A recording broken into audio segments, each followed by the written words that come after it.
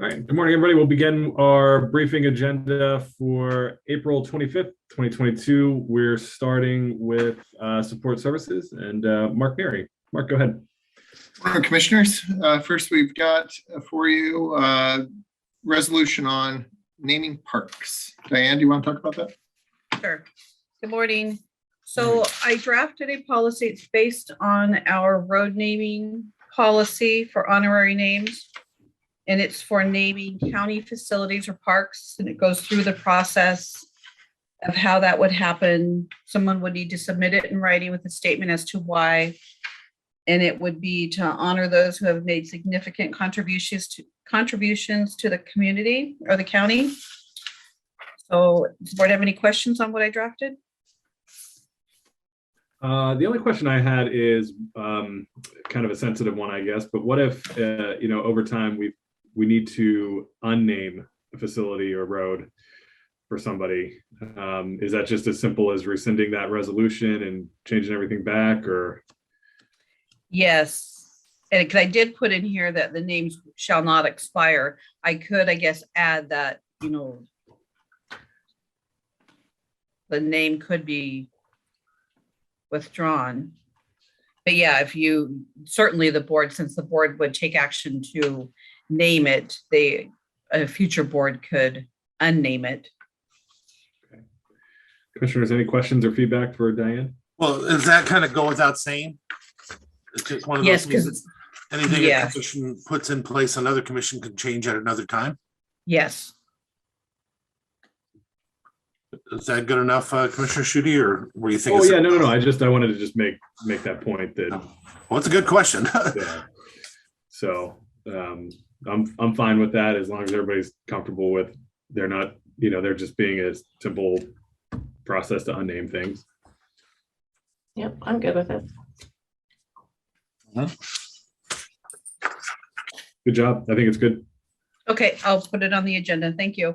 Mm-hmm. Thanks, Diane. Jen, you want to talk about budget? Yes, thank you. Good morning, Commissioners. Oh, I'm sorry, Jen. I skipped order, and I think that the Commissioners' packets are in order. So let's talk about multi-factor authentication. Okay. First, TJ. Good morning, Commissioners. Morning. So our cybersecurity insurance is going to start requiring multi-factor authentication as of this year. We've been in talks. I had a meeting with them about a month ago to get the details on it. It looks like any remote access into the county networks is going to require multi-factor authentication, as well as any access to email through the web email. And then any privileged accounts, meaning all IT personnel, will have to authenticate every time we log in. So I've looked at a few different solutions for this. I came up with what seems to fit all of our needs the best, which is a product from Cisco called Duo. I attached a quote to the briefing. Given rough numbers, we're looking, it's going to be right around 13 to 15,000 a year to make this happen. If we do not comply with this, they've said that we could see up to an 80% reduction in our cybersecurity insurance. So we're looking to move forward with this as soon as possible. You have any questions for me? Nope. I'm supportive of moving forward, Commissioner. Yeah, just a quick comment. You guys have really stepped up the game, and you're doing great. Appreciate how secure you're keeping us, and I know you've blocked a lot of jokers. Do I want to say? Yeah. Yeah. Well, thank you. I appreciate it. No, I appreciate it. Yeah, this was a topic of conversation at the IT steering committee as well, and just appreciate TJ running this down and him and Ben working through options, and having just come back from risk pool commissioner of it, I'm sure this is something that was front and center there, and I think ultimately helps protect us and and keeps those rates in check too. So that's important. Actually, you were usually a year off. When we came back from the last one is when all this stuff started getting really put into place, and we started making all the changes here in our county as well. So thank you, Todd. Because yeah, we've done really well here at this county. We've really been up in front of all this. So it's wonderful. Try. Knock on wood.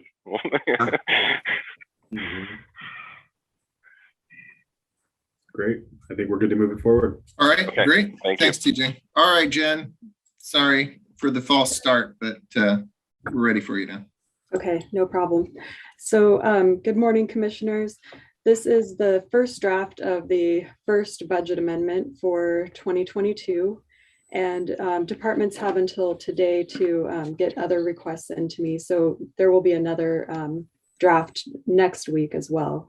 But I wanted to show you what we've got so far. So starting off, we have something new this year, and this was Mark's idea, and I think it's a really great idea to add the cash balances to the budget. So instead of having the estimated cash beginning fund balances in the budget, we'll change those beginning fund balances to the actual cash amounts.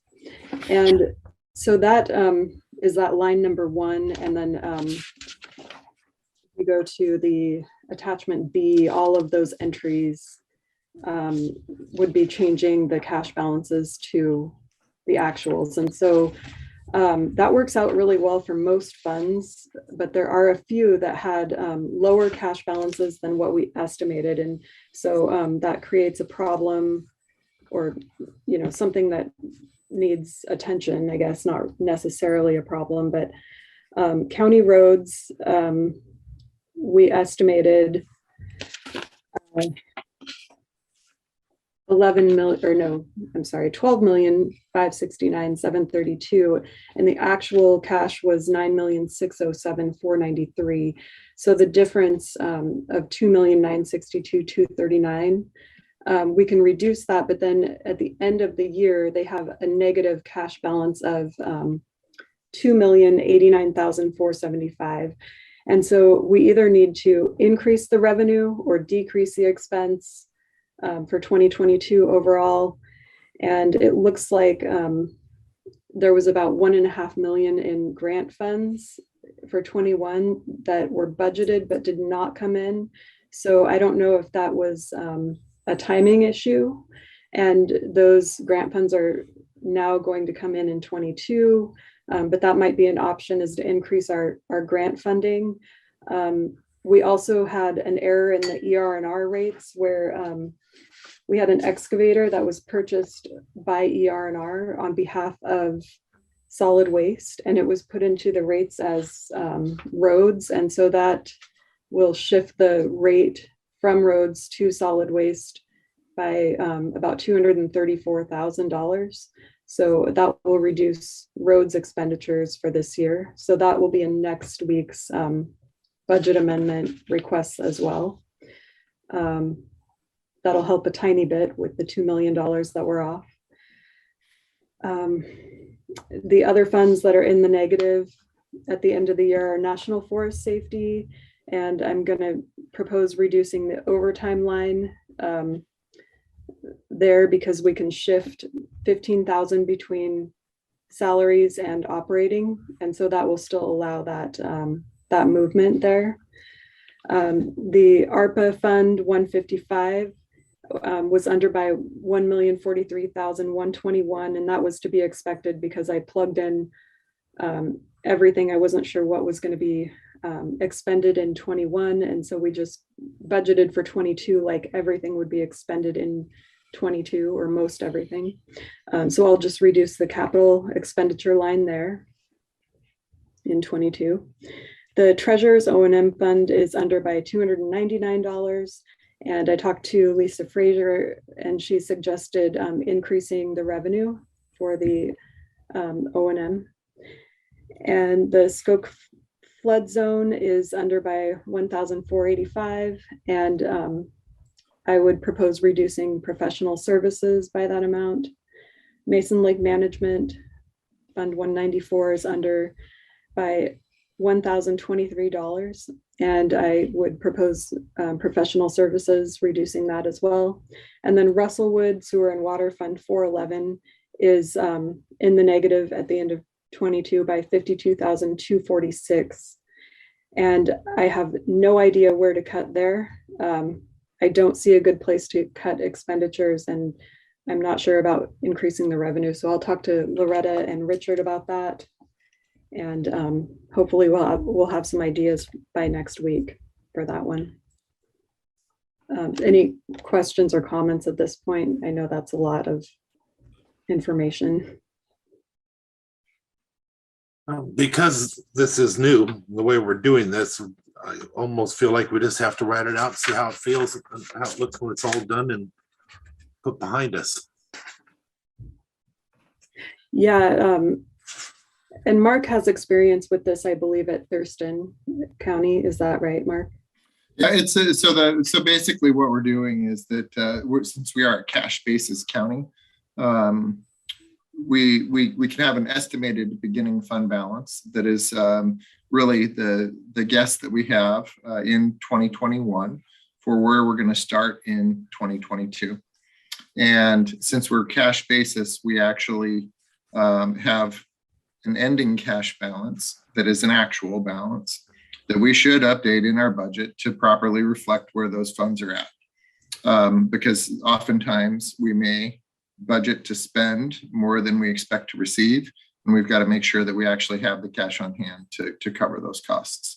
I'm thinking that we need to dig in this a little bit further, and Jen and I were just talking about it this morning. But I'm assuming that this may be a timing issue. So it's possible that roads had maybe processed a request for reimbursement on a federal grant in January as opposed to December. And so that's why we're seeing the difference is the money went out the door and we didn't get the revenue in to reimburse us for those costs until 2022. And being cash basis, it wouldn't be reflected until 2022. So we'll dig a little bit deeper into that one and make sure that that there's a reasonable explanation for it. I believe that there is. Okay. Commissioners, any other questions or feedback for Jen or Mark? No, I think this is cool. I like that we have a fresh set of eyes and can bring knowledge from Thurston County. So appreciate what you've done, Mark, and what you're, where we're headed. Jen's doing a great job too. So between the two of you, we have some pretty good SMEs. Jen does all the work for sure, but I think that it'll be interesting to see as we move forward how to present this information to the board, right? And in the past, I feel like we've really focused on revenues and expenditures as two completely separate items. And I'd really like to see us move into looking at a fund in its entirety. So looking at the revenues coming into that fund as well as the expenditures at the same time. And so then we can really focus in instead of having to kind of flip back to the revenue side and saying, okay, where's our revenue? Okay, here's our revenue. Where's our expense? Now we're good. We'll actually see a picture for each fund that'll really be representative of the total inflows that we expect to receive and the outflows that we've budgeted for. So I'm excited to move forward in that direction, and hopefully it makes sense to the board. It makes sense to me, so I like it. Good. Okay, great. So we'll revisit this next week. Great. Yeah. And is there any other questions on any of the other entries at this time before we close this one out? Not for me. Not for me. Commissioner, another one? Okay, great. Thank you. Thanks, Jennifer. All right, moving on to our next topic. This topic is incentive pay options. So last week, I was talking with the board a little bit about what are our options for recognizing individuals that actually go out and receive specific certifications that help them increase maybe the capacity of what they're able to do, gives them more knowledge associated with the specific work that they're performing for the county. And I'd like to see how Mason County can actually encourage our staff to continue down that path of education or certification. I think that there's a number of benefits associated with that. I think that it gives individuals somewhat of a career path with the county, so that you can look to say, okay, I'm starting, you know, I think the easiest one to look at would be the engineer side of things, because there's a very linear, clear path, a career path associated with those individuals. And a lot of it is based on the specifications and skills that you have. So I attached a bunch of information for you. And I think that if we actually start with, and maybe if people don't have it, maybe I should share my screen.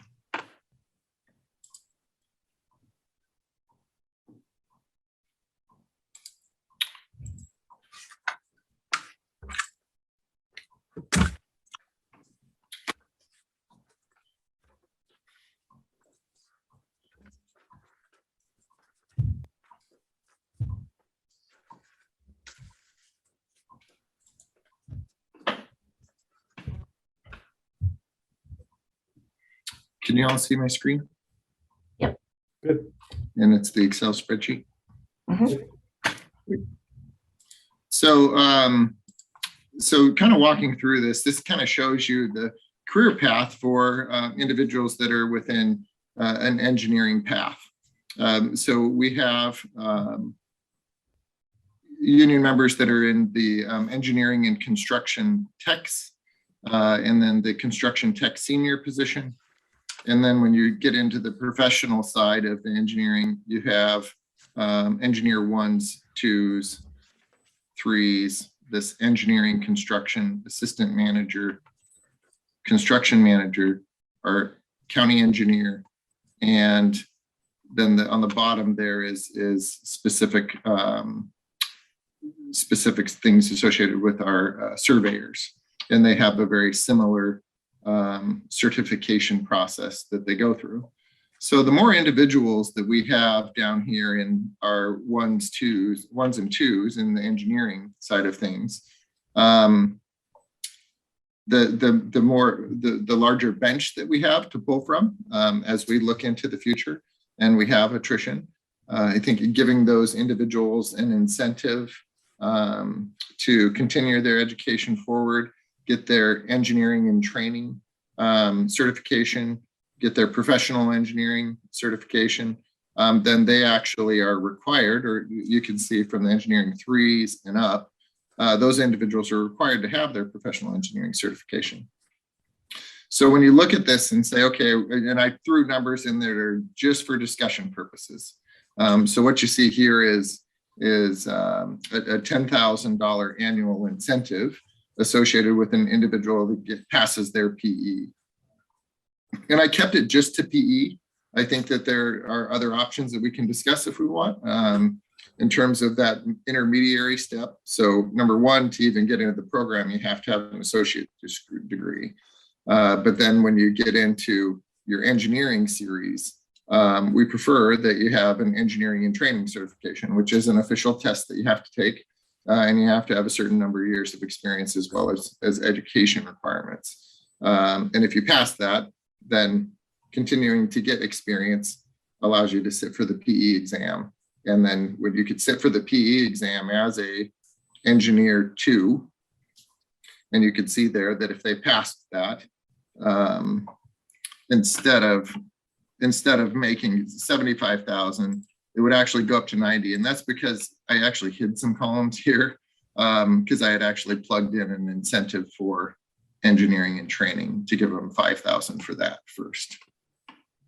So I'm going to stop and just ask questions, or allow you guys to ask me questions. Commissioners, any questions for Mark? I guess the first one would be explain more the engineering and training, because if that's a fact, what if they're taking classes, they're not passing classes? What if they're, that one there caught me a little bit off guard. I didn't see that one coming, but these other ones I'm so supportive of, I can't hardly stand it. We almost did this 2 years ago, and this is an incredible step forward of having the highest quality employees in the places we need them the most. This is a strong move forward for our county, I believe. But Mark, what is and why is that just why they're going through education? Is that what you're saying, or is there something specific? So it's I believe, and if Loretta is on, Loretta, are you on, or Mike?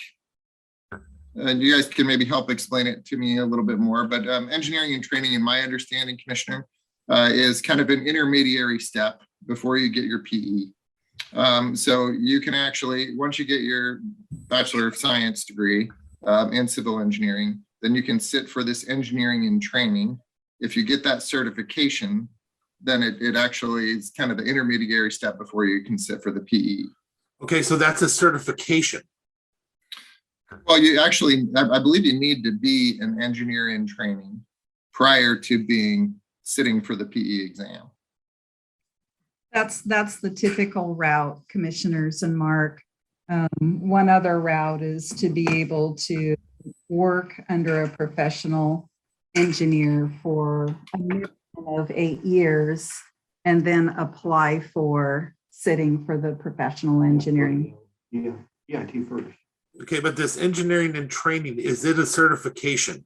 Yes. Or is it just something that's, we'll keep an eye on attending school?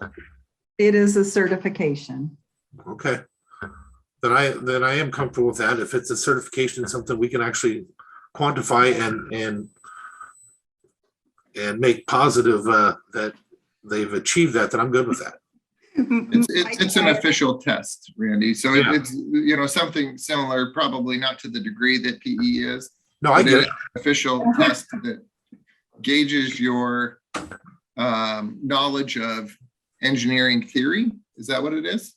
It's a variety of things. Actually, Mike and I are both over here rolling our eyeballs and shaking our head that actually the EIT is a much tougher exam than the PE. No, Yeah. like So I said, for myself, as long as it is quantifiable and it is a certification, then I'm comfortable. I just would not have benefited been a process that you're still going through as long as you're in school or something like that, because then you could be failing those classes. No, to sit for that exam, typically you have completed your 4-year degree or darn close, and you apply for and take that exam. Thank you. Yep. So what I did is I kind of looked through, and thank goodness we have such great employees over in our HR department. They helped put some information together in terms of, so these are non-represented positions. So when we look at them in comparison to where our counterparts are in the counties that we normally compare ourselves to, I'm going to share with you one other screen that I just gave. There's some information in the commissioner's packets associated with that, but I want to show you something else here. So Mark, these would be, these incentives, instead of being county-wide, are position specific? Absolutely. So it's, I think it's, I personally believe, and happy to discuss with all of you, but I personally believe that we want to be careful about the incentives and be very clear about incentives and certifications. So this is really just focused on these professional licenses, like a professional engineer or a CPA. But I think that there's opportunities for us to do this in other jobs throughout the county. So I think this wouldn't stop us from, a great example is we had Alex Pacey, who just went through and got his engineering degree and did all that, but he would have been in a different department. This wouldn't stop it from us from being able to bring it back to us and say, hey, we can show that this degree is beneficial to this particular position, and we can revisit and add that at that time. Is that what I'm understanding? Yeah, absolutely. And there's specific certifications, Randy, that some of our employees can take. And I think that you mentioned environmental health. I think that's a great one, as well as our inspectors over in our planning department, right? So they can actually get certifications that proves that they have the knowledge and to inspect different pieces of of a potential development or build, or I think that these certifications actually prove to us and to the public that they actually have the knowledge to review the plans and approve them.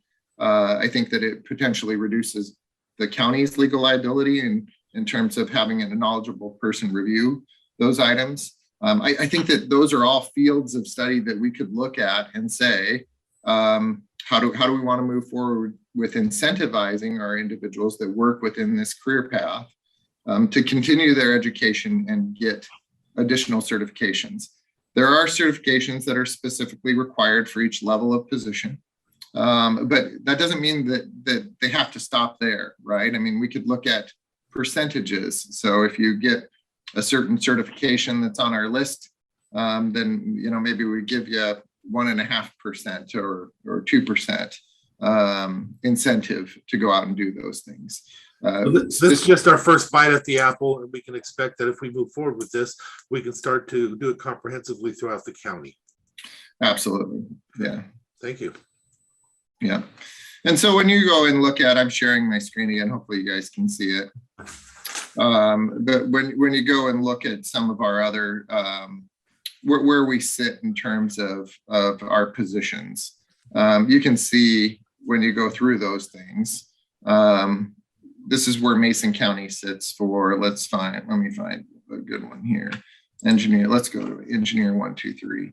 So you'll see some blanks in here, and that's just because we didn't get responses from some of these counties, or they may not have a position that's engineer 1 or engineer 2. But you can see kind of where the county sits comparison to our counterparts. And so I think that there's room to add incentives into these career paths that would still keep them, or it actually probably bring them more comparable to some of the other counties that we work with. And if you have any questions on that stuff, please feel free to ask us. I have Nicole here. Nicole has been super helpful in going forward and doing some of this analysis. How far out are we for being able to implement? We can be as close as you want. I think that I think for our, for the ones that we've looked at today, if the board is comfortable in moving forward with this, we can jump right on it. I definitely wanted to mention the accounting side of things. So when you look at a CPA certification, there's specific education requirements that you have to have. There's certain experience that you have to have. And then if you sit for the CPA exam and pass it, then for certain positions like our CFO position, you can see where our current range that we have our CFO is sitting, at the bottom of our comparables. And so adding an incentive to this position would definitely, in similar value, right? So I use the $10,000 as an example. That would bring that position more commensurate with some of our other counterparts. And we could either, there's do that. I'm going to share my screen one time again, just to make sure that I got everybody on the same page here.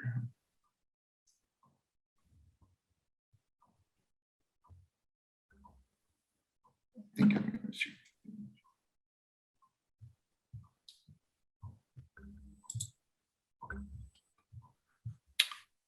While he's doing that, commissioners, I would like to say I hope we can move forward as soon as possible on this.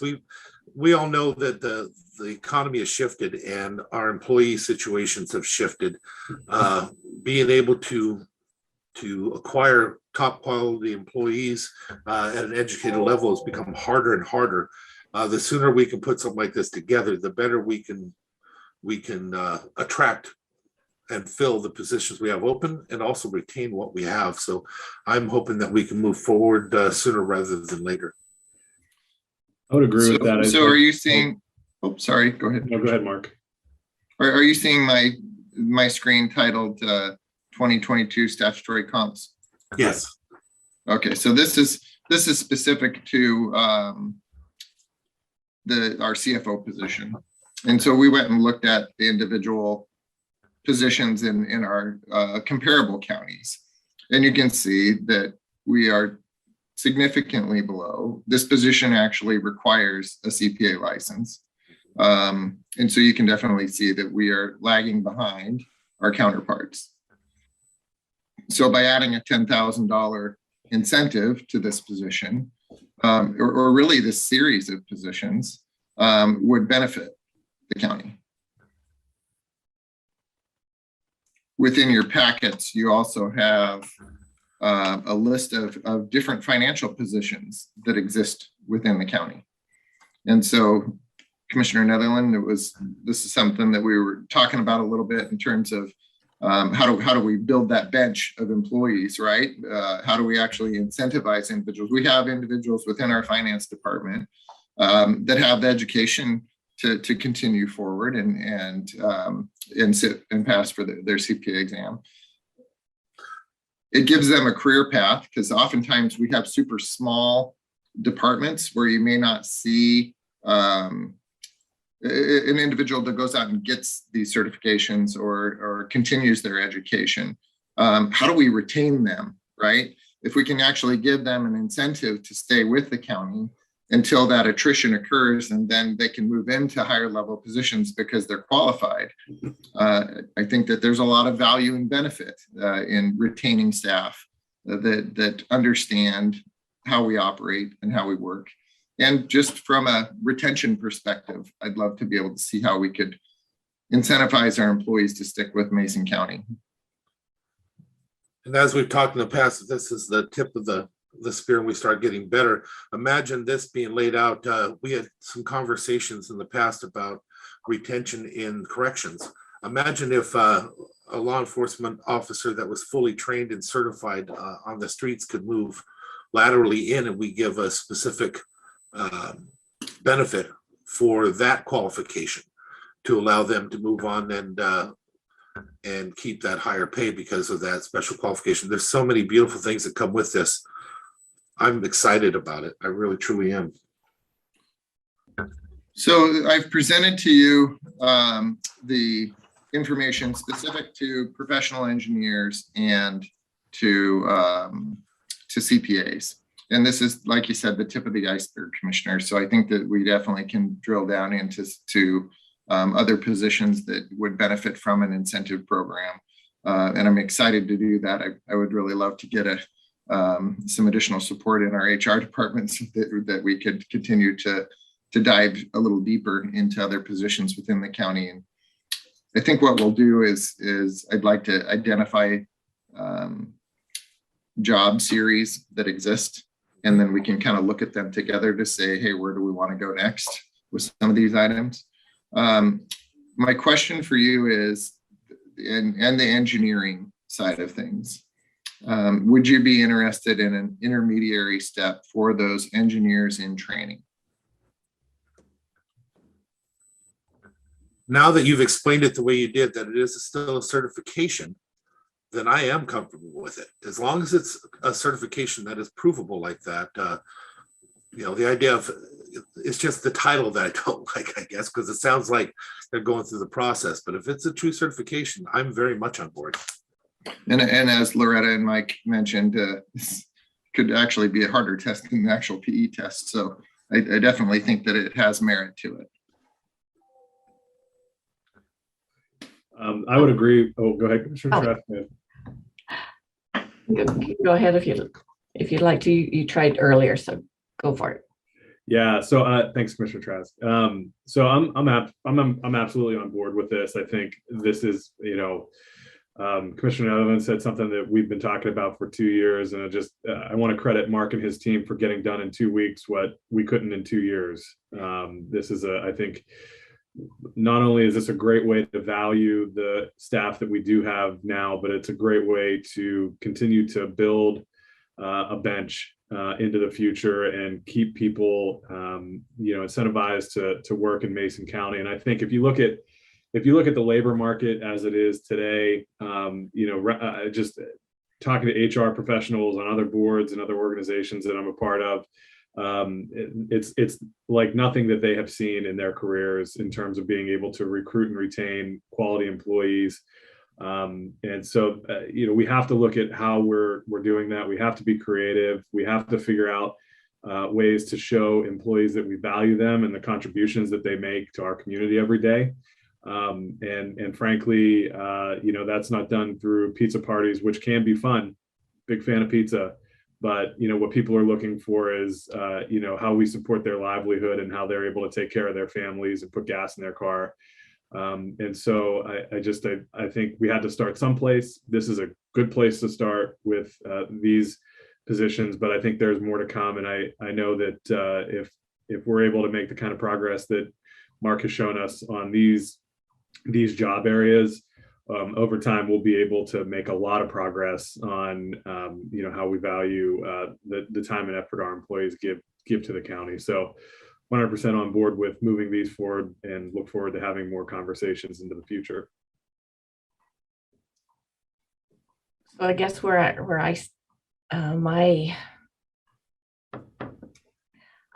a little concerned.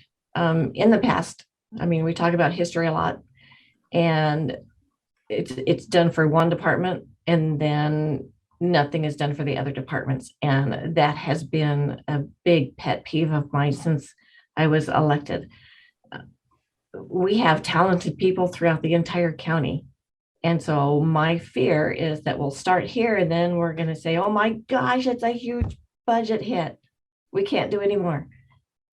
We can't have that happen over and over and over like it has in the past. So like our CFO, if you look at the org chart, and you can go back and you can check the minutes. This has been another one of my sore spots. If you look at the org chart, for many years, it's looked like people were put into positions not because of what they could do, but because of who they are. Our CFO, oh my gosh, that's such an important position for the county. That person keeps us honest, keeps us transparent. And so he shouldn't be at a 39. That position should be at a 42, in my opinion. So there are other things, so many more things to this. I know that we've discussed this in the past, and I could go on and on and on about history, and I don't want to repeat history. Let's just say that. So in moving forward, I absolutely support this, but I'd like to do it for the entire county, not do it for one and then have it forgotten. So let me make a little comment on that, Sharon. I think that absolutely, I think our represented positions where we have specific union contracts, we're going out and looking at comparables every 3 years, right? We're going out and trying to say, hey, where do we sit within these? Our non-represented positions don't have that same, they don't have that same timeline associated with it, right? And so to actually go out and do a salary comparison with our counterparts it definitely takes resources and time. It's something that we hire out. Nicole was able to go out and, was it Jefferson County, Nicole? It was Douglas County. Thank you, Douglas County. Douglas County, in what year did they do theirs? It was completed in 2018. So a little bit older, but they actually went out. And do you remember how much that cost, Nicole? I believe it was about $40,000 at the time. They were charging about $165 an hour, I believe. They went out for the RFP in the summer of 2017 and started the work at the end of the summer, beginning of fall, and completed it, I think, by the end of the first quarter in 2018. And So, yeah, and it was I haven't had a chance to really dig into it and look at it. But just on the surface, they didn't just go and compare title to title. They actually drilled down into those titles to see what specific duties are being accomplished by this individual. I think that happens in organizations like the size of Mason County. Oftentimes we have individuals that are within a job description, but their scope of responsibility and the scope of work that they do can be quite a bit larger than maybe somebody in a larger county that has more specified job positions in it. So that you maybe have a specialty skill associated with it. I think that an example of that may be that I personally have experienced is that working with large state agencies, you might find an accounts payable technician, and their job is to pay bills to vendors that begin with A through C. That's all they do is process invoices for vendors with their name starting from A to C. And so you could see that they would, in order to break up the alphabet like that, you've got to have quite a few people that actually do that type of work. But they have a very specific set of responsibilities, as opposed to when you get into smaller entities. We really have to expand the scope of those positions to be able to do more than just process an invoice.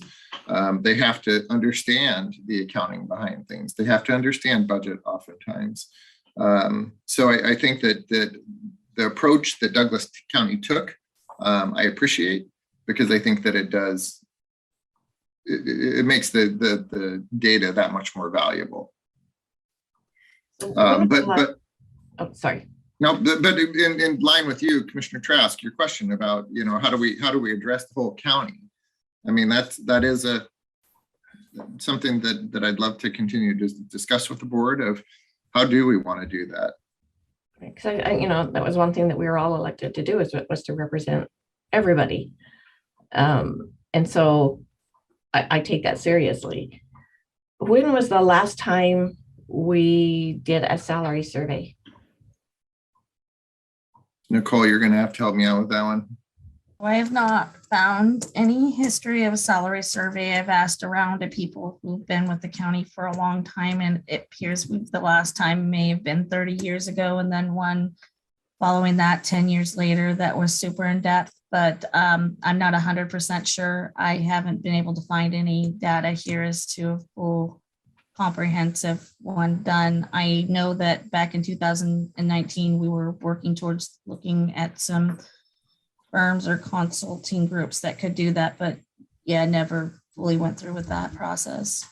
Yeah, and Commissioner Trask, we've done salary surveys for individual pieces over the years, over and over again, every time a contract came up, every time. But I know in the 10 years I've been here, there's never been a comprehensive across the board, every department salary survey. And maybe it is time. Yeah, and you're right. So typically when we're doing collective bargaining agreements or we're looking at it is internally, we do comprehensive surveys with our comp counties and their, in their specific job, specific titles, classifications, not entire groups, but yeah. Right. Yeah. That I recall from every negotiation we've done. So, but I think it's super important that we do this for the entire county, not just, I'm like I said before, I'm just worried that we're going to say, yep, let's move forward with this department. Here we go. Or, we're making motions, we're doing great things. And then the rest is forgotten or put on the back burner and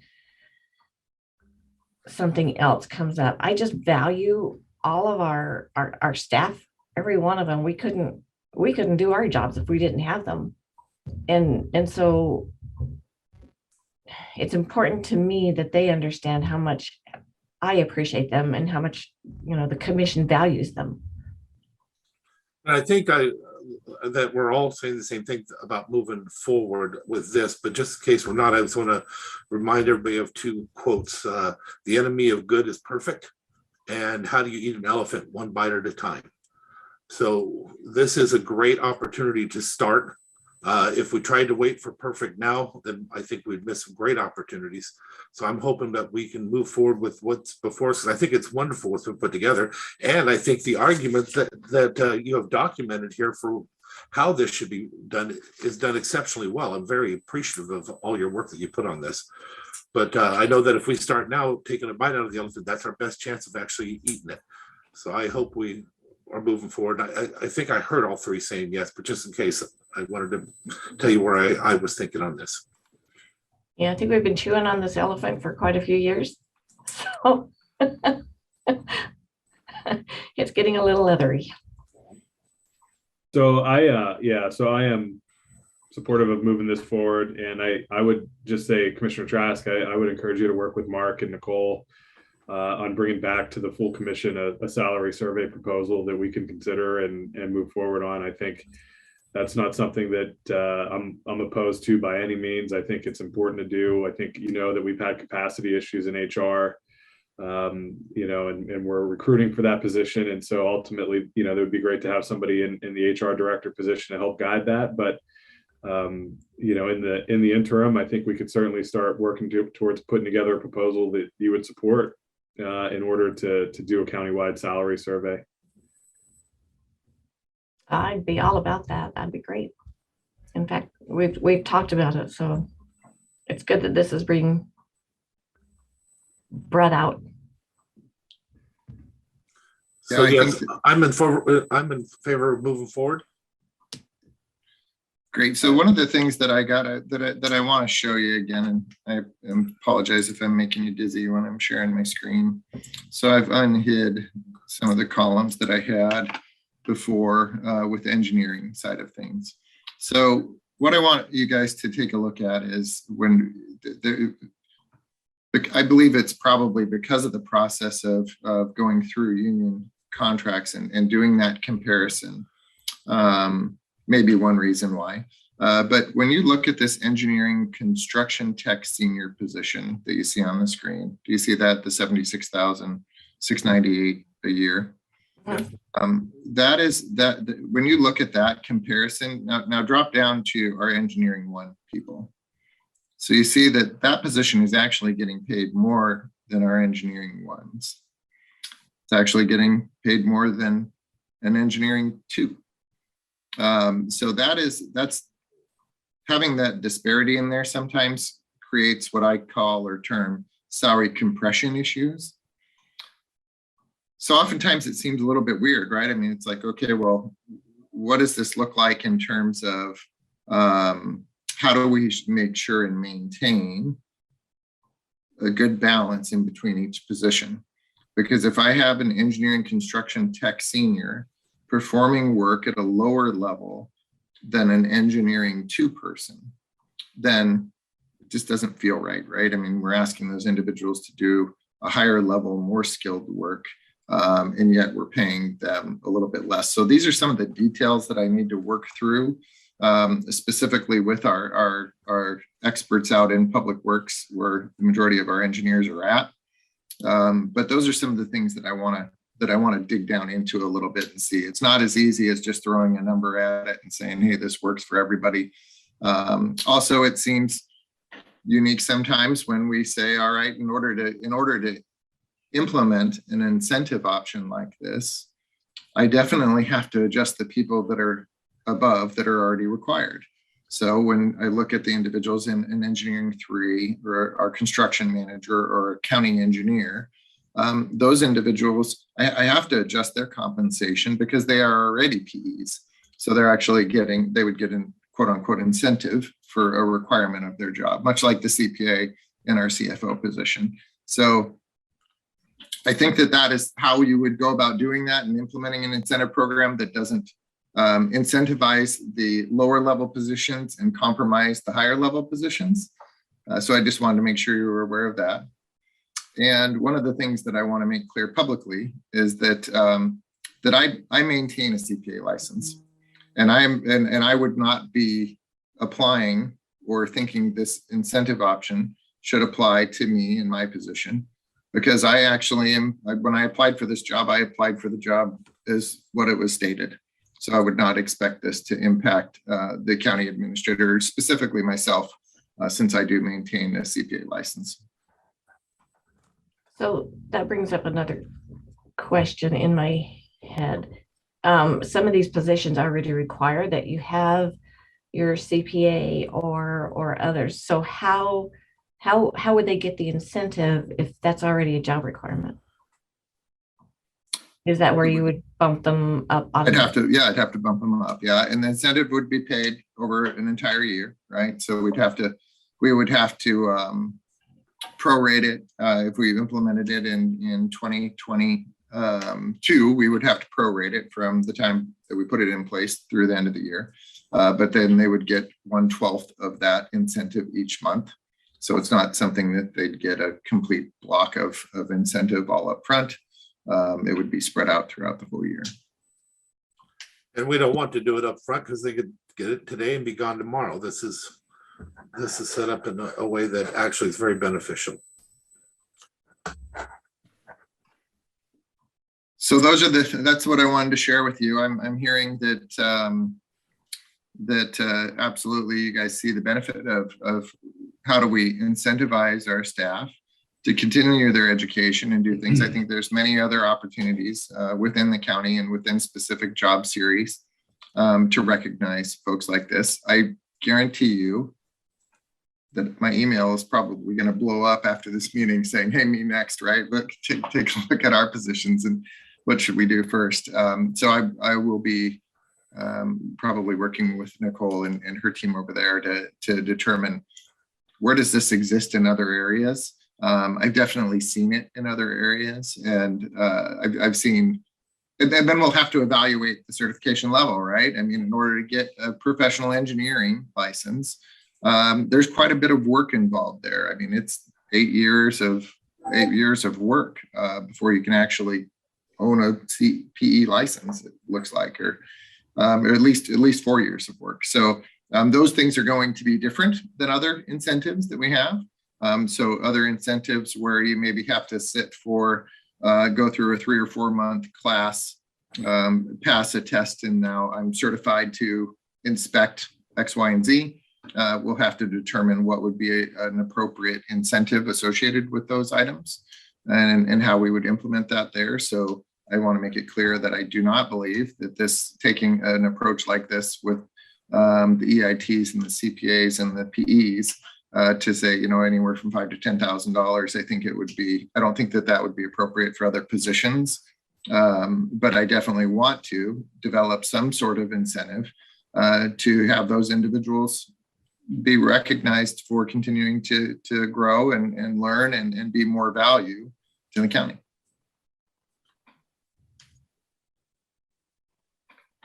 Any other questions? Nope. No, I think this is the beginning of a really important conversation for us to have, and just appreciate your leadership on it. Thank you, Mark. Thank you. Nicole, thank you. Great. Yeah, Nicole and Megan have been, I think they're tired of me coming over and saying, No, hey, not at all. where are we at on that? So no, they've done a lot of work. Definitely appreciate the time and effort that they put into it. They do a great job. So that's all for our support services. Great. Thank you.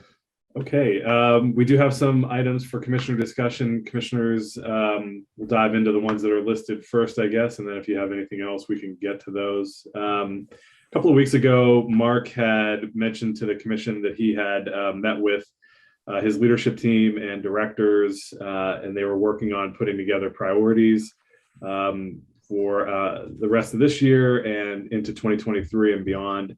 And so I wanted to bring that conversation back to the commission and suggest, if there is consensus, that in June and early June, we convene a quasi retreat all here in-house to talk about those priorities and put together a work plan for the second half of 2022 to help guide them through that process and provide them with a little bit of feedback as well. So just wanted to open that up for conversation if the commission is interested. I'm definitely interested. I would hope though that we'd set it up on a week where we have our regular meetings also, a regular Tuesday meeting. Same, 100%. Yeah, absolutely. I think that's a great idea. Okay. So Mark, maybe you and I can chat a little bit more offline, and you can maybe start sharing some information with the three of us on those priorities, so we have a little bit of time to noodle on it over the next few weeks. Yeah, absolutely. Would want to give you guys information ahead of time so that you come prepared to have in-depth discussions. Excellent, excellent. Okay. And then the next item that I asked to have a conversation about was our commissioner meeting format and schedule going forward. So I had a conversation last week with Diane, and I wanted to gauge the board's interest in going back to in-person meetings for our Tuesday business meetings. I think we can have a separate conversation about briefings, because I actually think this is working out really well in terms of allowing staff the flexibility to present to us in a better format.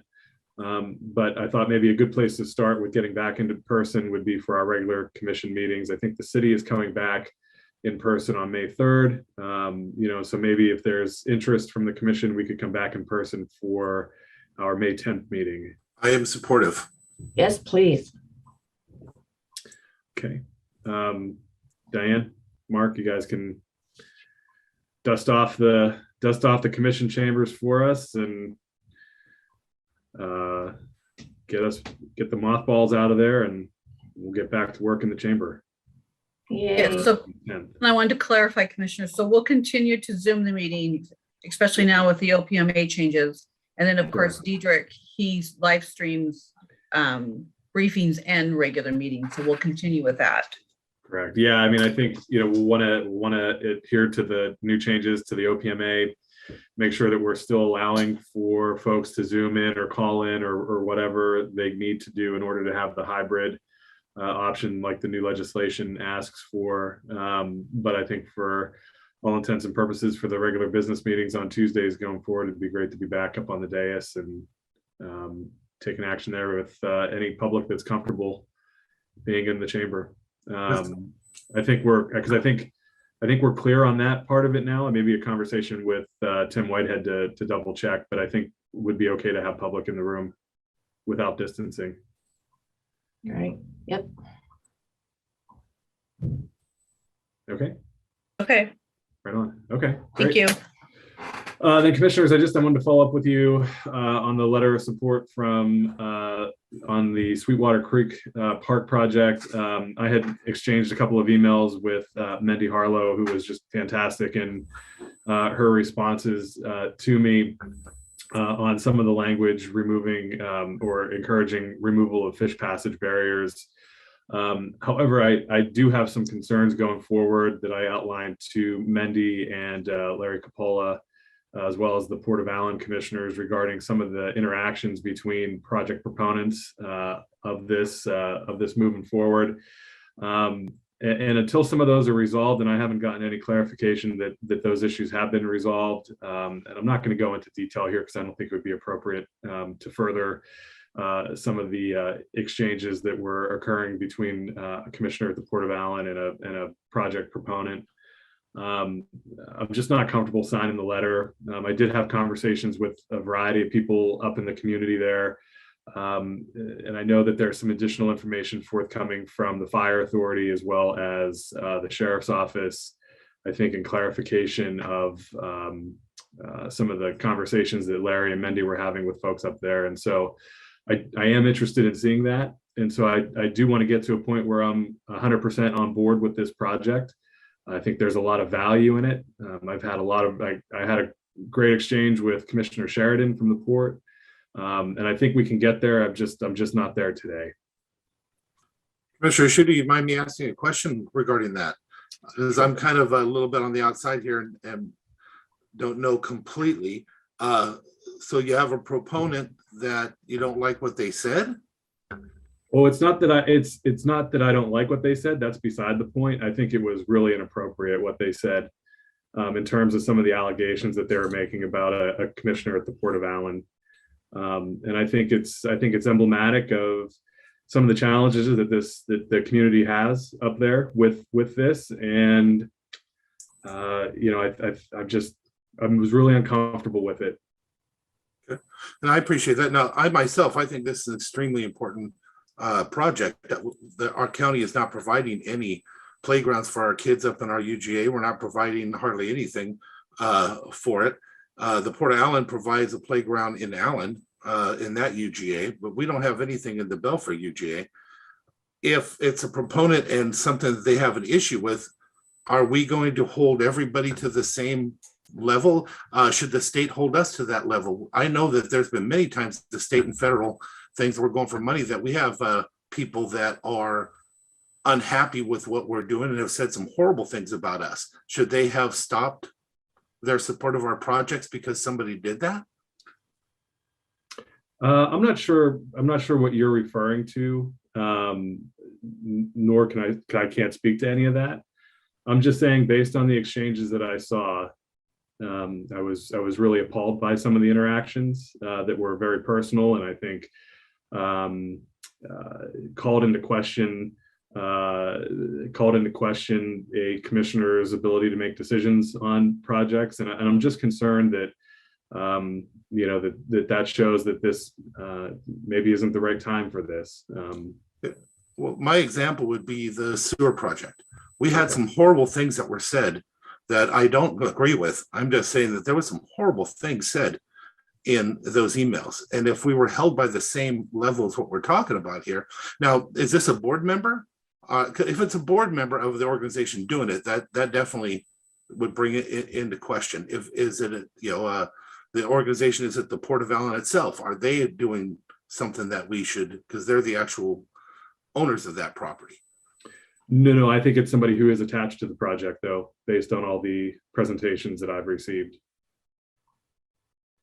Okay. So again, I just hope that we're not holding this project that I think is extremely important with an ADA dock for fishing, an ADA trail, actual playground for my kids up there in North Mason, that we are not holding them hostage to something that we would not accept or want for ourselves. That's my only, and since we're not talking about it in depth of what it is, I just want to make it clear that I would hope that we would hold them to the same level as we expect to be held ourselves. Oh, absolutely. No, I would absolutely expect to be called out for these things. But should the state not support us because a proponent? I don't think this has anything to do with the state support. No, it's just the idea of it. Sure. If we won't support something because somebody wrote a letter or yelled at somebody, or I'm not, you know, we'll have to break it down sometime. Yeah. What all this is about, but yeah, would the same go for those emails that came in? Because there was some terrible things said, and I disagree with where we voted. Everybody knows that. I'm gonna make that clear. But we voted. It happened, and now it's gone to the state and that loan and stuff like that. I wouldn't think that because of the things that were said in those emails that would stop the project, I guess, or stop their support of the project. Again, I think this is very important. I'm surprised, unless we have something concrete, I can't believe we would not support the only park in Belfair UGA, the only real park. I'll jump in real quick, if you don't mind. I was shown some of those emails, and I don't like nastiness, regardless of where it comes from. And if there's a question about us supporting the park, I think we all support the park. That's not in question here. And this is a letter, you know, they're requesting a letter of support. We're not halting the park, in my opinion, that they're going forward with the grant. These are just letters of support. It's not saying, whoa, stop. And so I love the idea of the park. I think it's great. I do think that there are other concerns too. I spoke to ecology, and there are some issues there still. And so I would want those cleared up. I love how when we spoke about how, you know, putting a border between the school and the park so that people don't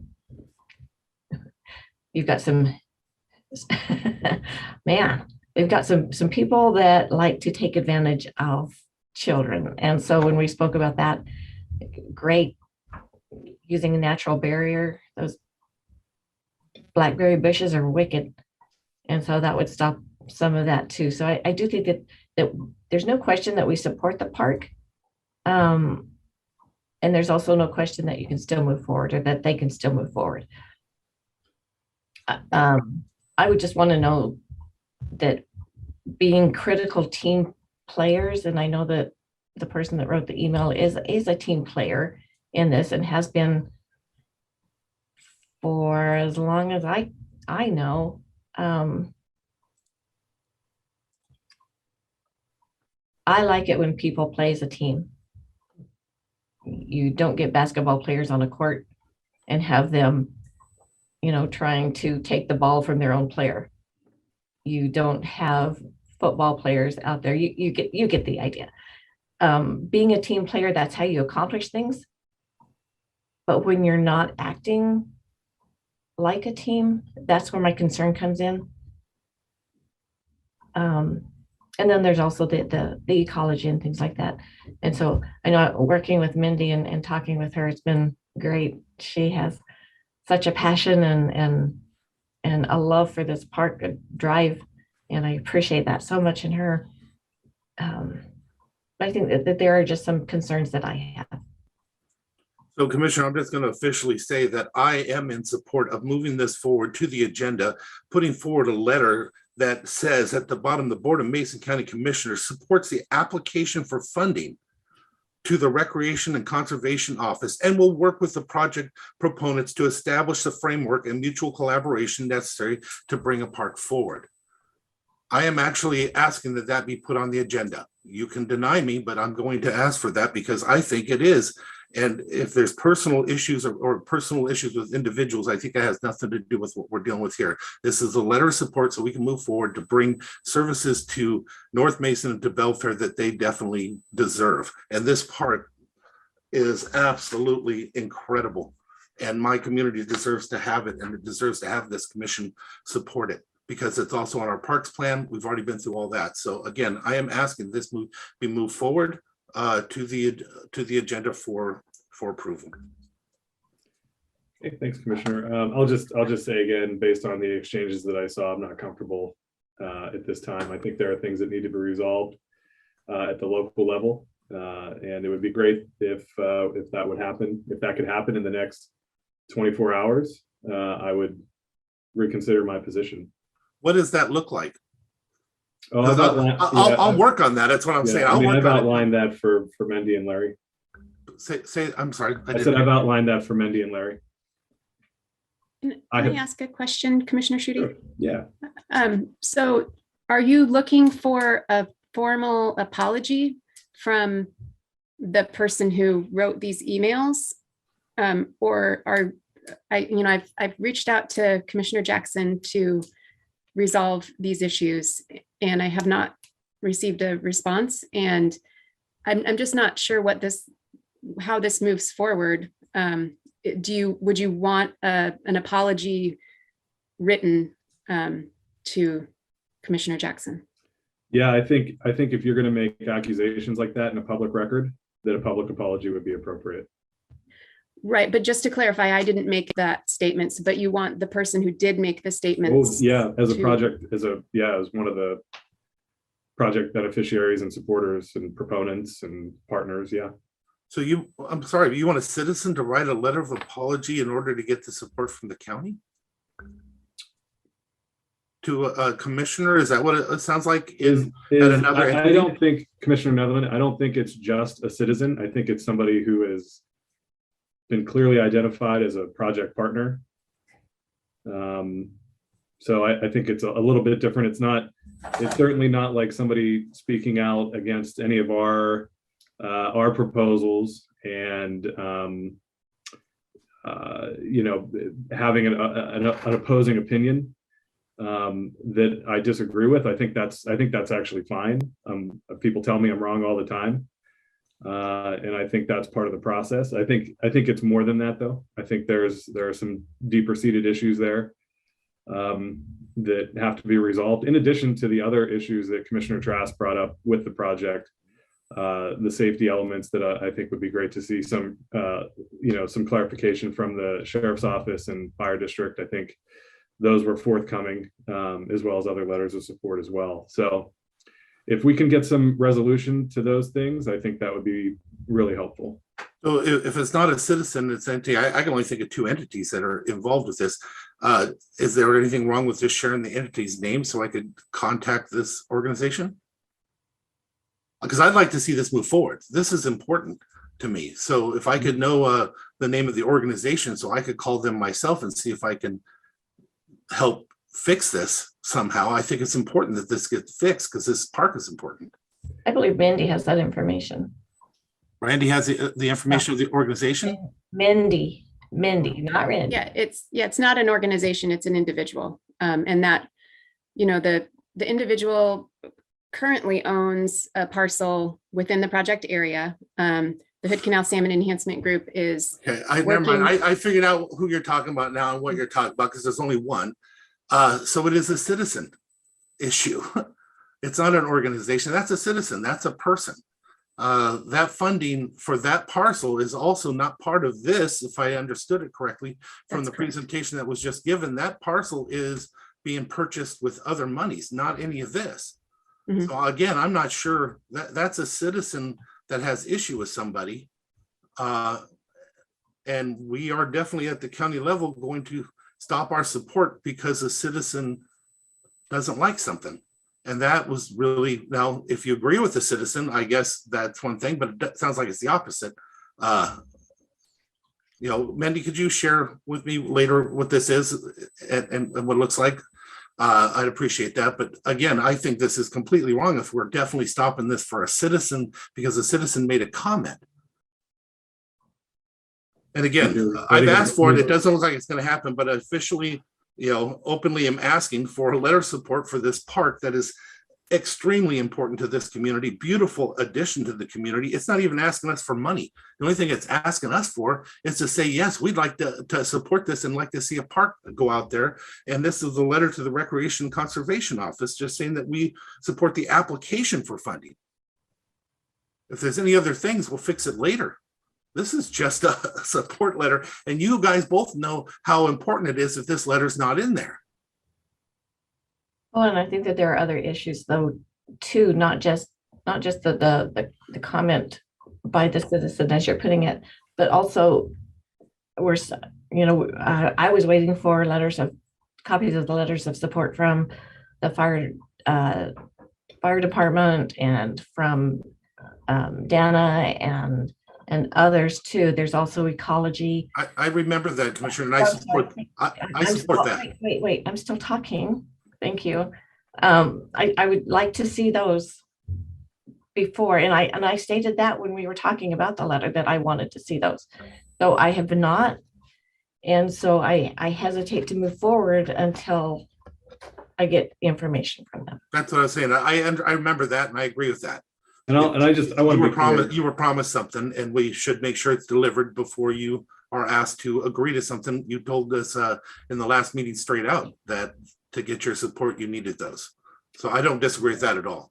And I'll just to be clear, though, that's my position as well. It's in addition to that I have these other issues that I was made aware of last week that give me great concern about just the working relationship that exists with this project. So it's, Commissioner, it's not just about a citizen. I would never do that. As you know, I've had a lot of things said about me in my capacity over the past few weeks. You have as well over your career, and none of us are immune to that. And we all sign up for this job knowing that that there are things like that happen, and it's certainly we have to be able to stand in there and take the heat. But I think when you ask legitimate questions about a project and people make accusations about your conduct in your role and how you perform during meetings and make accusations about your state during those meetings, I find that unacceptable.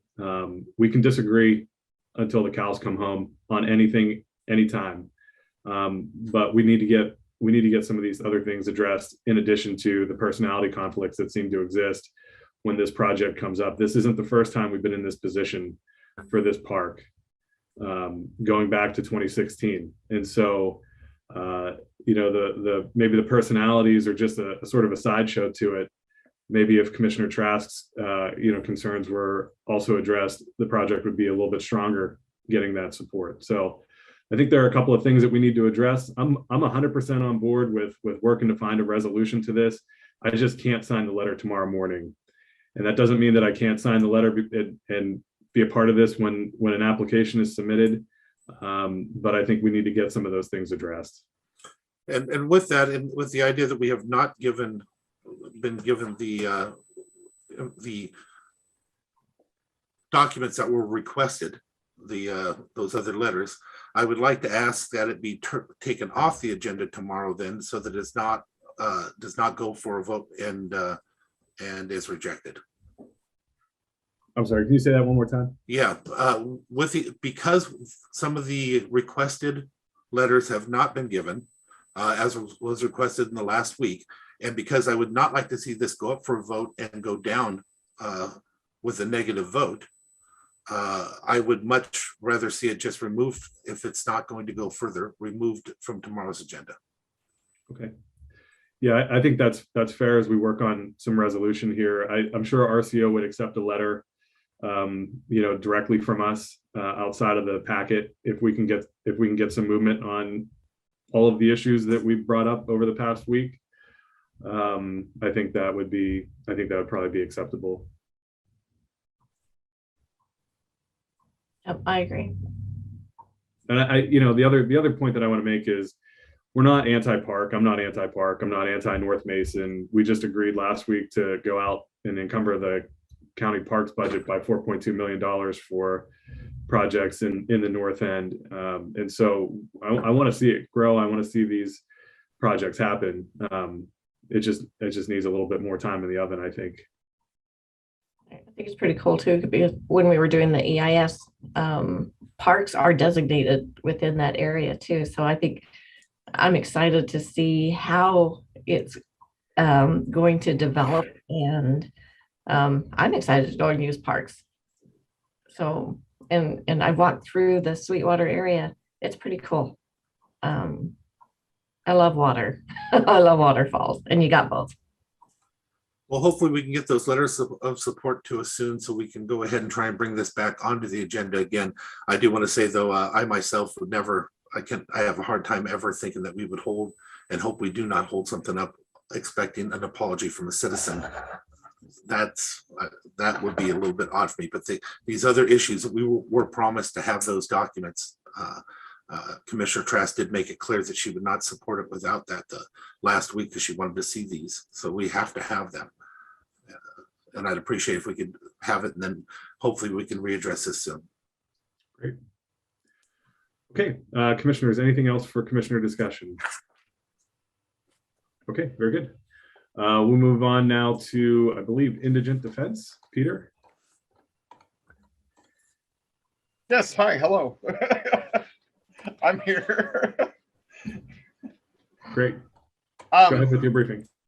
Yeah, this is a pretty simple briefing. I've combined two contracts into one briefing because they're kind of coming up at the same time. One of them is just the yearly agreement for the OPD funds that we always get every year. And so it's just a matter of, do we want 60 grand for the things that we're already doing? I assume the commission's going to be in support of taking money.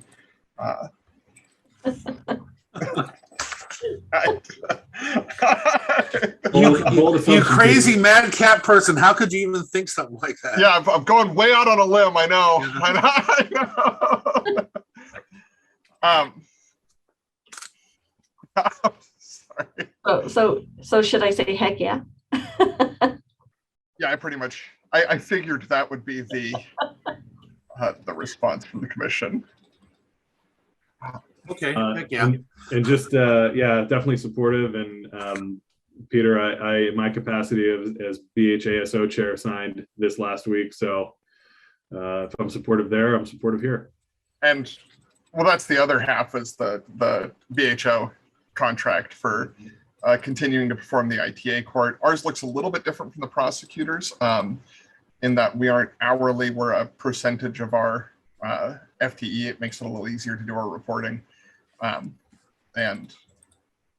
it's still taking money for a thing we're doing. So I don't have a terribly complicated briefing for you all. Great. Sign the things, let's get paid. Yeah. Commissioners, any issues there? Any? No. Great. Okay. Thanks, Peter. All right. And next up, it looks like we have community development. I think, Dave, are you still able to be with us? I know you have to jet here in a minute. Saw your email. Yeah, good morning, Commissioner. So yeah, I got to bounce here in just a few minutes. This is a fairly easy one. So we have this craft 3 that was specifically for Hood Canal for on-site septic loan support. The loans are just about done, and what the adjoining counties are asking for is to terminate this contract because there's now the ability to do this funding through a statewide program. So by the end of July, I think all these loans will be in and we'll be able to close this account and then move on to the other program. Dave, when you're saying all the loans are in, were these loans given to us in the form of grant, then repaid back into our system? So is the money in our system, or is it repaid back into the state and we were the administrator of those funds? Yeah, no, it goes back into the state system. So these were loans that were taken out, and basically we were like the caretakers of, and then it goes back to the new system. Tim White's trying to check with all the other prosecuting attorneys, make sure everything's good to go on that. This was a great thing when it first came out, so they'd be successful for got it all paid back and we're done. It's good to know that there are other avenues for people to go also. So it's great. Hey, Dave, just a clarification, these are loans that we actually gave to individuals when they wanted to put their septic systems in. Is that correct? Right, or primarily a lot of it was for septic system repair. Yeah. To individuals. They actually are paying off those loans now. And this program has actually been picked up by this other entity. Right. So the program's not over, Commissioner Netherland. It just is going through. Well, even the craft 3 is like the third or fourth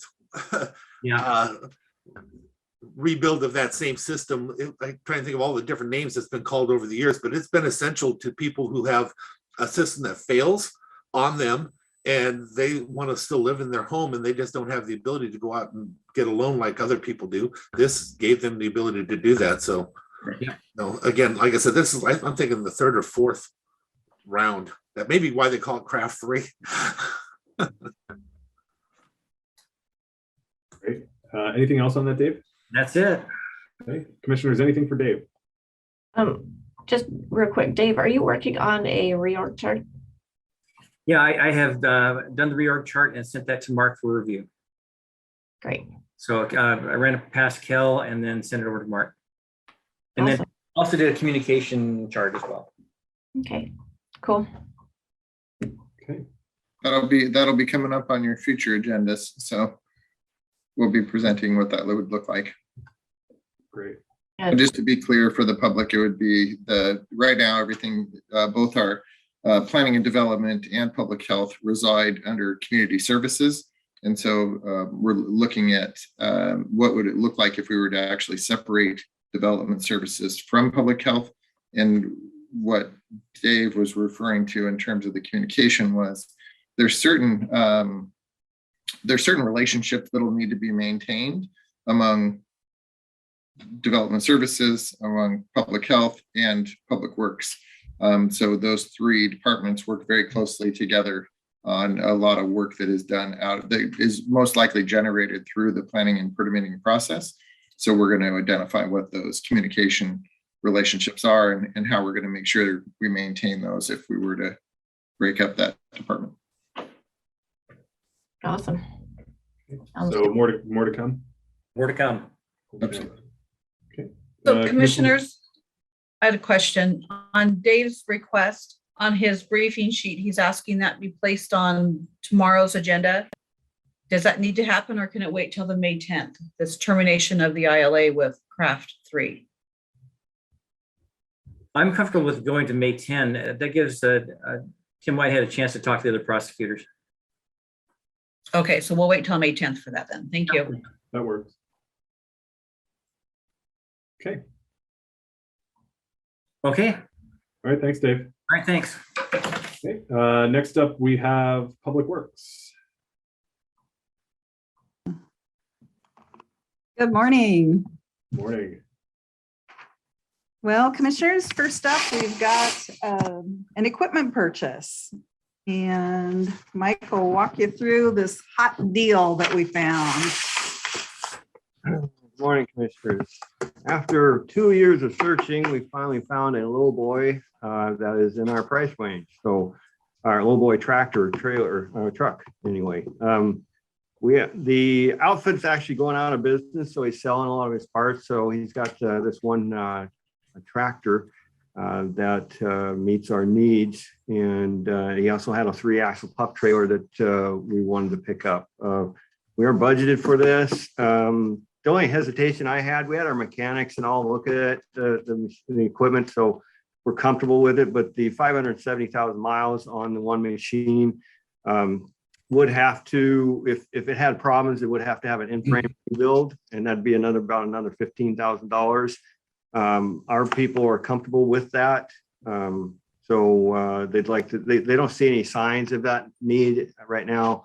And the amount of time that we're going to use the truck, I think it would be a perfect machine for us. So they are recommending, all of our mechanics and Pete and Jeremy recommending that we go ahead and purchase these 2 pieces of equipment. Great. Well, Commissioner Nolan, look at that, something used. Yeah, I was gonna say, I appreciate that you went through all this work and saved us all that money. That's a lot of money that you saved. I very, very much appreciate it, and I'm very supportive of moving forward with it. Great. Thank you. Commissioner Trask? Oh, same. I think it's cool. Excellent. I'm supportive as well. Good deal. We'll get that underway. There's just a couple of status updates. Belfair Sewer is out on the street, the ad, and we've got a pre-bid walkthrough on the 28th. So that's underway. The bid opening is scheduled for the 20th, but that was, we're sending out an addendum, and opening will be on the 27th. So we're excited to see what the bids are and bring that before you. My heart kind of skipped a beat when you said the Belfair Sewer was out on the street. I thought, oh no, we've got to No. Good. Thank you for clarifying that. And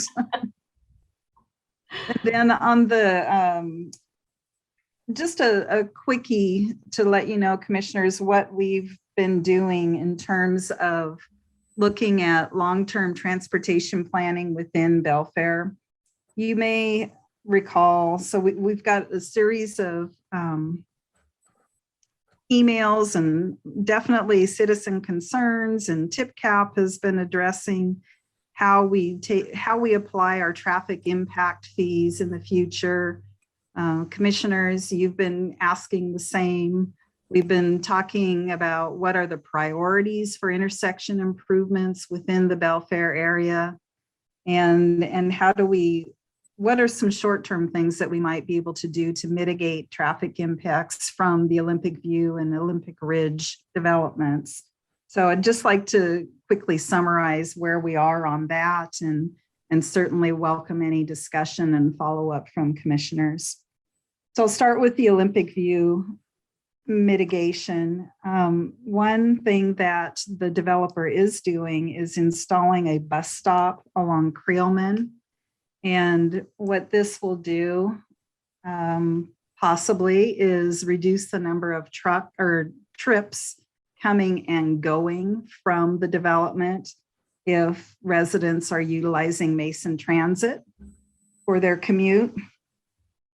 And commissioners, you are also extremely supportive of submitting a community legislative request last session for funding for intersection improvements within Belfair. That unfortunately was not funded, but certainly a great proactive step, and we'll continue to push on that regard as well. And as I mentioned earlier, TIPCAP is definitely interested and working on this issue as well to bring forward any recommendations they may have. And then last of all, I'd like to let you know, commissioners, that we're meeting with Department of Transportation folks from both the Port Orchard office, local programs, and headquarters.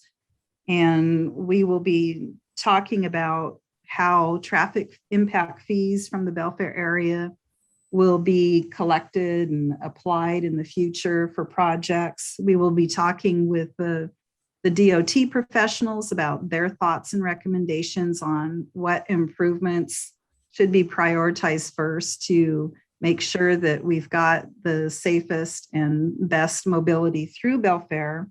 So project prioritization and just overall coordination between the freight corridor and projects that we've got planned.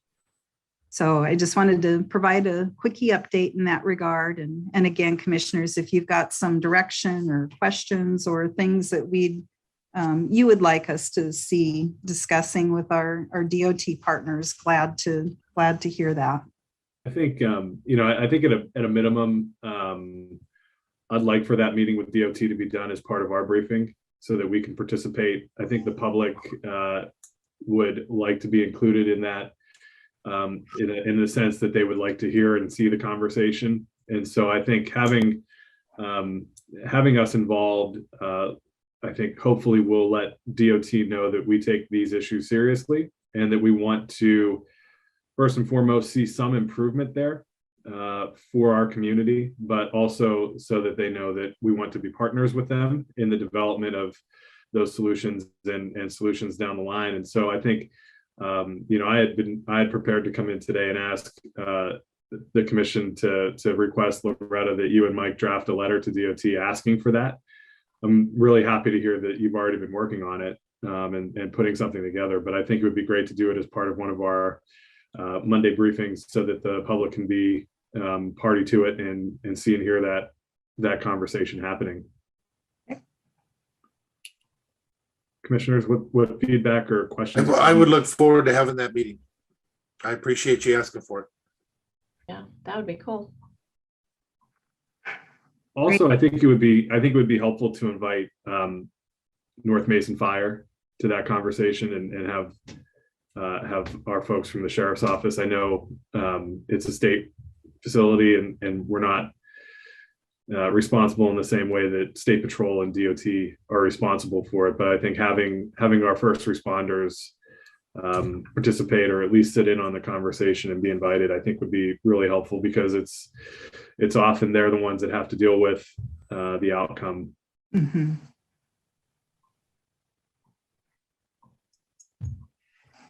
Okay, thank you. Any other thoughts, commissioners, on that? No, I think it's going to be a good conversation.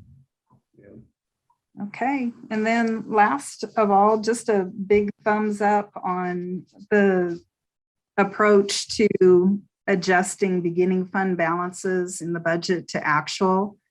I know that this is something that I'm certainly familiar with in previous practices, and it will greatly enable our ability to produce reports that that are up to date, basically, based on our actual fund balance. So thanks to Mark and Jen and the rest of the finance team for making that simple improvement or recommended improvement. It was a good thing that we hired Mark. Yes. Oh, Jen does all the work. Don't. Yeah, absolutely. Yeah, she's a rock star too. She is. All right, and that's about it on our front today. Excellent. Okay, commissioners, anything else for Loretta or Mike? Nope. Well, I have maybe one other thing for Richard, Loretta. Okay. So I know that the issues in Kitsap for their transfer station have kind of remained persistent. Yes. Just it would be great to see a breakdown of where our volumes were over those period of closures at the Belfair transfer station. You know, especially as we're talking about how we can maybe find some more money to put into upgrading that facility. Just be nice to know what increased volume we had in response to the Kitsap closures. Yeah, Kitsap, and we did have some Thurston as well that we're dealing with. So, yep, we can do that. I know that Richard and Kevin were getting ready to prepare that information for our next SWAC meeting anyway, so. Oh, great. Mark, I see your hand up. I just have a quick question under Commissioner discussion when you finish this up. Loretta, Kevin Dayton, is he still holding a position at the state level? Not that would affect our local programs, but yes, he is still with DOT. Thank you. Mm-hmm. Mark, do you want to get into the commissioner discussion now, or do you want to wait until we're done with the EDC? Oh, I apologize. We've been making Jennifer wait for over a half hour. I will, maybe after they're done, or after she's done, I can bring it up. Okay. Okay, thanks, Loretta. Yep, thank you, commissioners. Jennifer, how's the move going? Oh, you have no, we can't hear you. Can you hear me now? We can. It's funny because I was apologizing in case you couldn't understand my voice because I'm getting over a head cold. So. Oh, no. Apt timing for that. Just wanted to say thank you for the time this morning. We are getting back into the rhythm of being able to do monthly briefings with you guys. I've missed that. I've missed the feedback that I get from you. So I appreciate Diane and Mackenzie getting me on the schedule. The biggest one over the last month is don't try and go and visit us at the PUD building anymore. We have moved locations. We are much closer to you guys. We are at 628 West Alder. We're in the building that is right across from the library. We still have boxes. We still have stuff to do, but we are open and ready for visits. Businesses still are reaching out and coming in. So we're making it work as we continue to kind of settle into our new place. The first thing that really is for your consideration is the EDC has gone through the updating process for the SEDS projects list.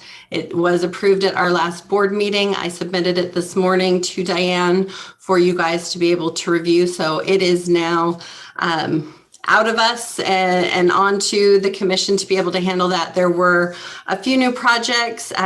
There were some projects that were consolidated into other projects. And I think next year and the year after that, we'll be able to start removing projects as they've been completed. I count 6 on that list that are moving forward and will be able to be removed from that list. So being able to tell that story on how that funding is affecting our community and the growth in our community, I think will be a very powerful story for you guys to be able to share and talk about the infrastructure dollars that are being put into our community for that growth. Speaking of growth, I'm very happy to announce that we have a project that we've been working on for about 6 months. They are moving forward with 3 site visits in Mason County. They like all 3 of the sites that we submitted, and our site visit with them will be Thursday. It is at both ends of the county. We have one in Belfair and we have 2 down here in the south end of the county. All 3 of those sites do still have infrastructure needs for that business to be able to move forward, but they are still looking at that investment into the infrastructure to still be able to utilize those properties. So very excited about that. They are looking at a 4-phased project, each phase about 55 jobs, 25 million in capital investment to the area. So looking at about 25 acres to continue to build on with each phase. So it's a very good company, have been very informative in working with them and very upfront about what their needs are. So that really helps. Sometimes those businesses don't like to tell us what they need. So it's really nice to work with a business that does like to say that. We are currently working on 5 other recruitment projects. That ranges from the jobs to about 383 jobs up to 500 jobs. You're looking at, if those move forward, about over 400 million in capital investment.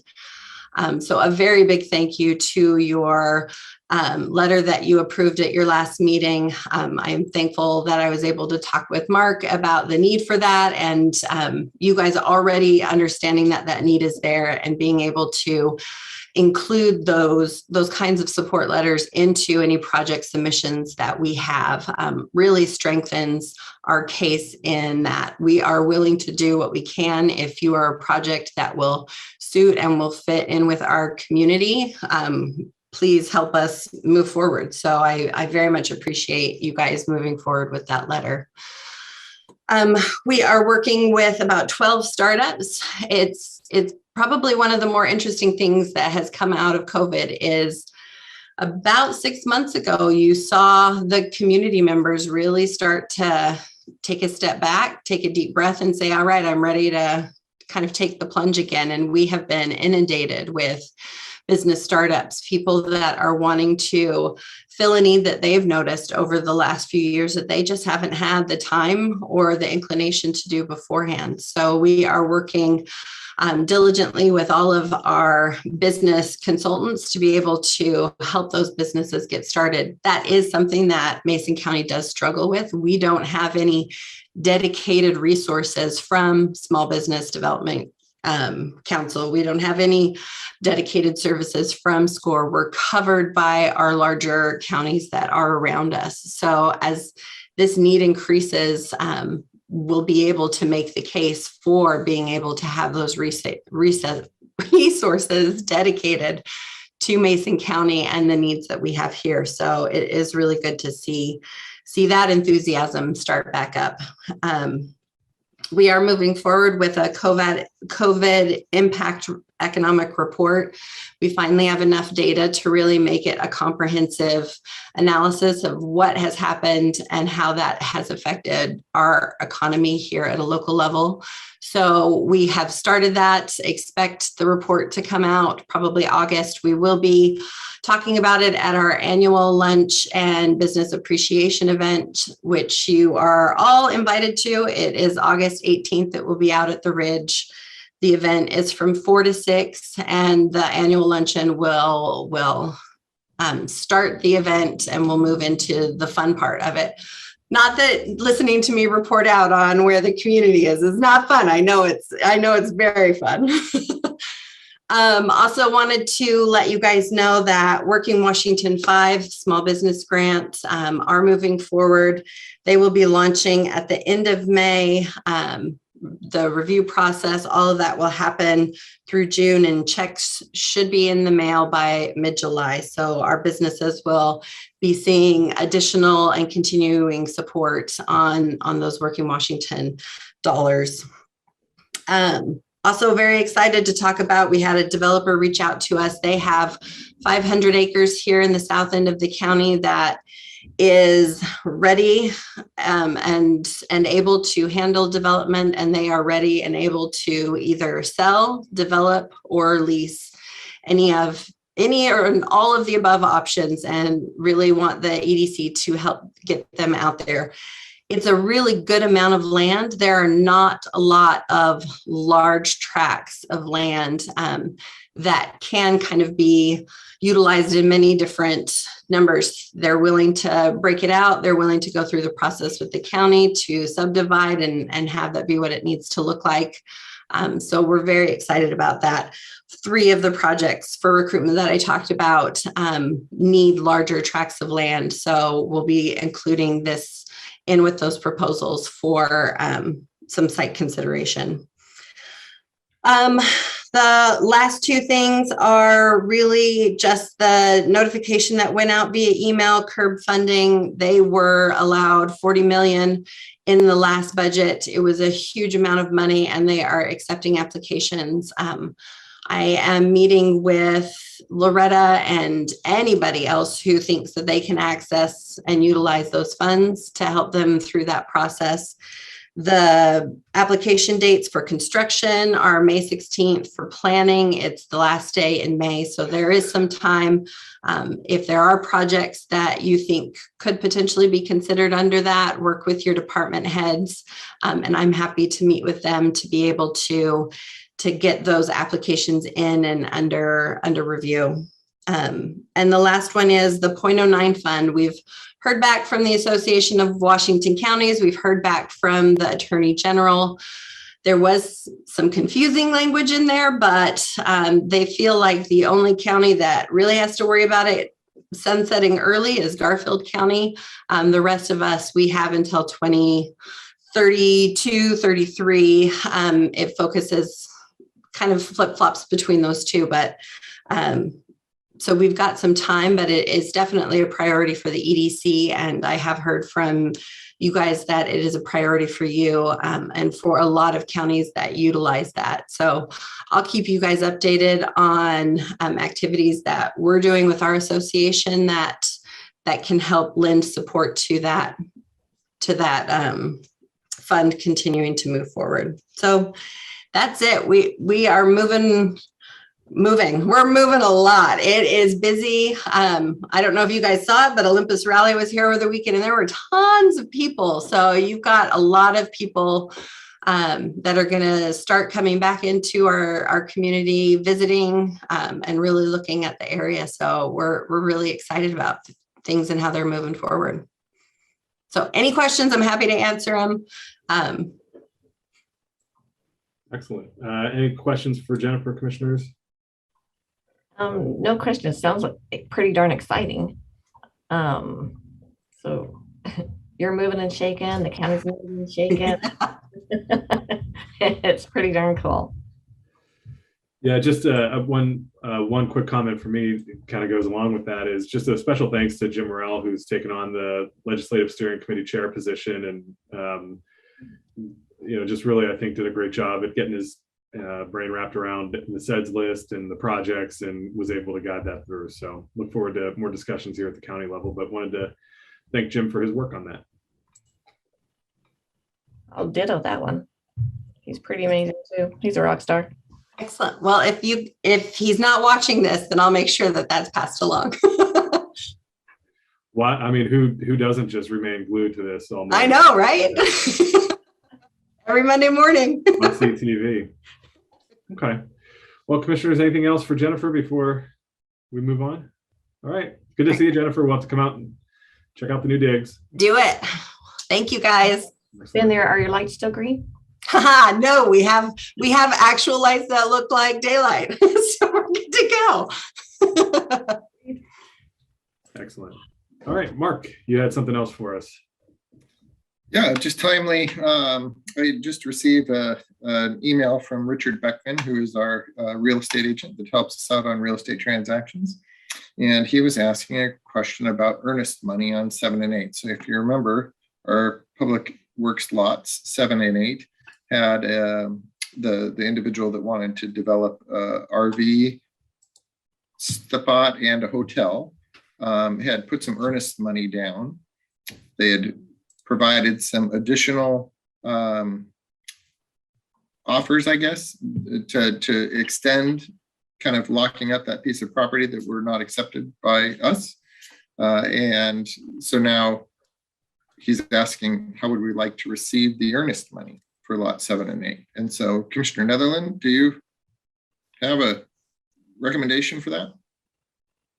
Oh, you're muted. You're muted.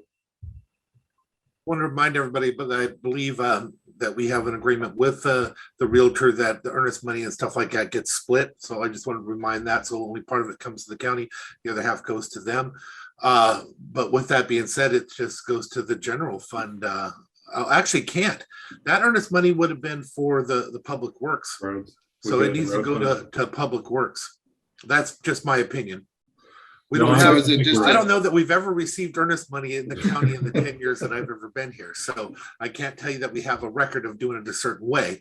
But because that was Public Works property, if it does come back, I think it has to go into the Public Works. I would agree with that. Yeah. I just First time didn't for know if everything, there's yeah. I mean, so do you have a choice on how you receive it, Commissioner? Is it like, obviously I would assume that they would provide us with a check. Yeah, or they'll either give you a check or they can wire it right into the accounts. That might be a Lisa question. I will figure that out. Yeah. Talk to Lisa. I would like to know what Lisa's idea on where it goes to, or Leo's, just to make sure.